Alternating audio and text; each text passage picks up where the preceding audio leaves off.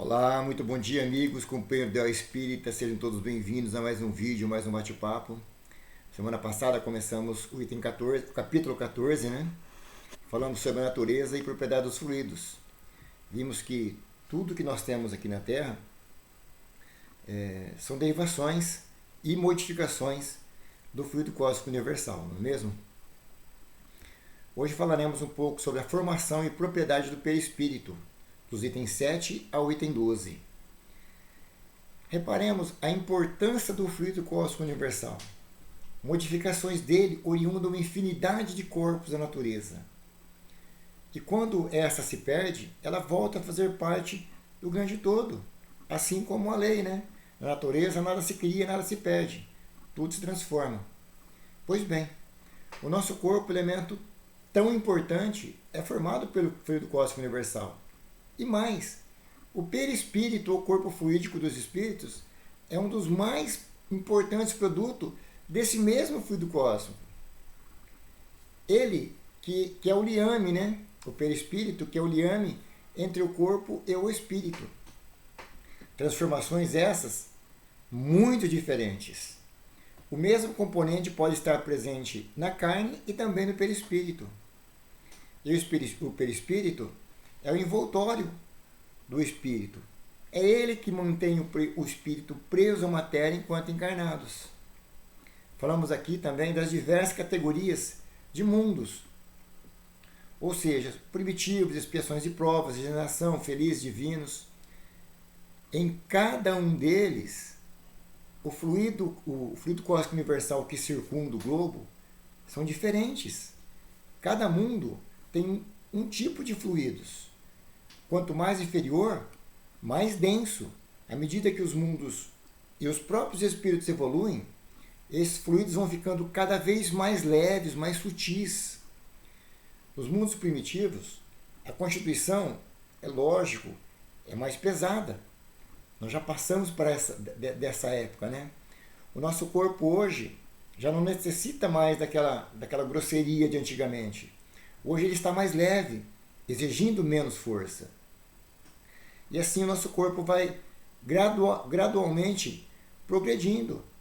Quando chegarmos na condição que está Júpiter, por exemplo, com certeza nossos corpos também evoluirão mais, ficarão mais sutis. Assim como a constituição do nosso perispírito também. Lembram quando falamos do laboratório? Que um leigo, se ele entrar num laboratório cheio de elementos químicos, ele não vai conseguir manipular esses elementos para fazer grandes coisas. Pois é, com os fluidos também acontece a mesma coisa.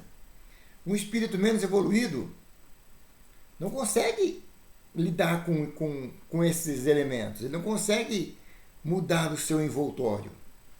Mesmo porque ele não tem condições de viajar de um mundo a outro, por sua própria condição, né, de ainda ser um espírito imperfeito. E no nosso estado aqui na Terra, é assim.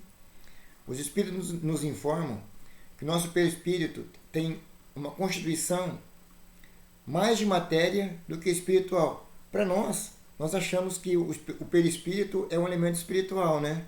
E os espíritos já falam ao contrário, que nosso perispírito é mais material do que espiritual. E isso não é à toa. Quantos espíritos que desencarnam diariamente e ainda têm sensação de estarem vivos? Sim, eles acham que já perderam a carne e eles acham que ainda estão vivos, porque o seu perispírito, que molda o espírito, é tão grosseiro que ele se confunde com o corpo carnal. E ele se vê, né? E a falta desse conhecimento espiritual faz com que eles acreditem ainda estar vivos. Para esses espíritos, a volta ao plano maior é um pouco mais complicada. Quanto maior é o seu grau de apego às coisas da Terra. Ele se vê e continua a fazer as coisas que fazia na Terra, não mais com os objetos materiais, mas sim com formações plasmadas por sua vontade. Ele modifica o fluido cósmico universal. E depois, na hora que ele não precisa mais, ele volta a fazer parte do grande todo. E ele faz isso sem o perceber. Já os espíritos mais elevados conseguem manipular esses elementos de forma mais intensa. Conseguem manipular até a sua forma e transformá-la se for de sua vontade.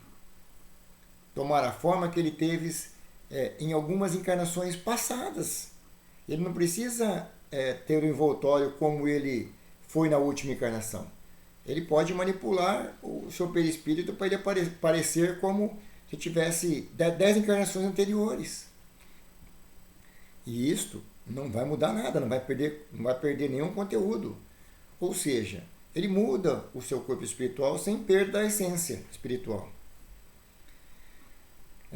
A camada de fluidos espirituais que cerca a Terra, como dissemos, não são os melhores. Isso porque estamos mais próximos do nosso ponto de partida do que do nosso ponto de chegada. Mas acontece que, mesmo aqui na Terra, planeta de provas e expiações, em que vivemos, há diferentes níveis de aprendizado, de assimilação, de conhecimento. E alguns conseguem manipular melhor esses elementos grosseiros. Isso acontece porque dentro aqui do mundo de expiações e provas, há esses espíritos mais evoluídos e os mais retardatários. Mérito de quem estuda, de quem aprende, de quem evolui dentro dessa condição, ainda pesada que estamos aqui. Mesmo aqui no plano Terra, eles conseguem extrair do produto ruim alguns elementos melhores, né? Vejam bem, os fluidos não são homogêneos. Nem todos conseguem extrair o melhor. Como se fosse um instrumento, né? Cada um tem o seu instrumento. Desafinado, você pega um instrumento desafinado. E cada um tem que trabalhar ele, tem que afinar ele, tem que fazê-lo produzir som agradável aos ouvidos. Mas nem todo mundo consegue. Quem tem mais conhecimento consegue adequar esse instrumento de modo que fique mais gostoso de ouvir esse instrumento. Os que não têm capacidade, vai ficar uma música um tanto quanto desagradável, não é verdade? Tem um ditado popular que fala, né? Cada macaco no seu galho. Pois é, não veremos peixes voando ou pássaros nadando em seu sentido literal. Pois nem os espíritos que ainda são inferiores não têm condições de viver em um ambiente mais evoluído. Pois a intensidade de luz os ofuscaria. Olha lá a lei da natureza funcionando sempre. A matéria está para os encarnados assim como o fluido etéreo está para os espíritos. Notem como tudo se encaixa na lei de Deus. Não há saltos. Tudo tem que evoluir gradativamente.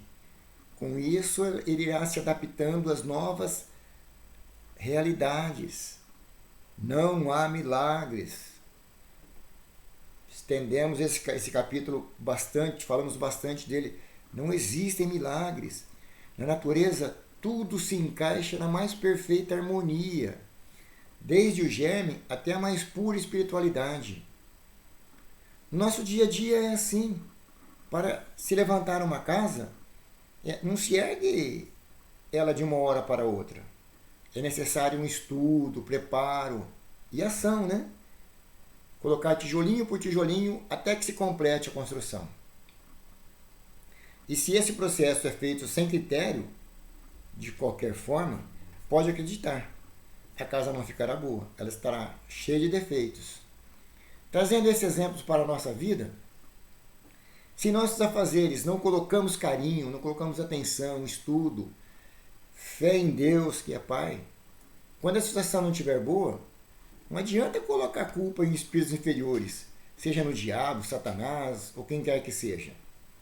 Se erramos, vamos admitir os erros que cometemos. E, uma vez admitida, que façamos de maneira correta. Tudo à nossa volta contribui, conspira para isso. Nós temos tudo para ser feliz. O nosso livre-arbítrio nós temos que usar para as coisas boas, para o amor, para que aprendamos a lei de amar nosso próximo como nós mesmos e a Deus sobre todas as coisas.